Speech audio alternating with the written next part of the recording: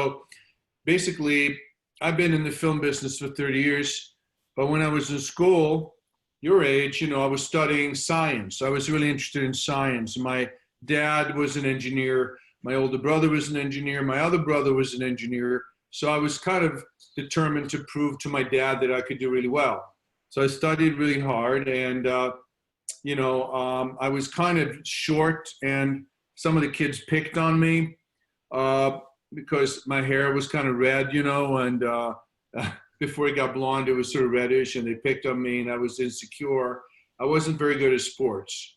It was only when I was about 14 or so that I started doing a little bit of running, and I did a course. You can do it in male in those days, to do push-ups and sit-ups to try to be stronger, because I felt really weak, And then I started studying more, and when I got up into high school, I realized that Sweden is a very small country. I grew up in Sweden, which is up in Scandinavia, up, in Northern Europe. And it's a really small country. And I realized that I wanted to come to America because I thought in America there are more opportunities. But the only way I could come there was to get a scholarship, because I couldn't afford to travel. In those days, it was really expensive. So I decided I was going to try to get a scholarship, and I did get one in chemistry. And I came to Washington State, and I studied there.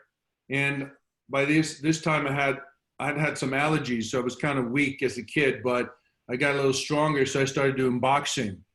So I would go between, the chemistry lab and then the boxing, where I get beat up a little bit in the boxing ring, and then I would go and do some chemistry in between. And it was kind of a strange combination. None of the professors understood why I was doing both, but I was really attracted also to combat sports, and I started doing martial arts, because there's a component of martial arts that's very meditative.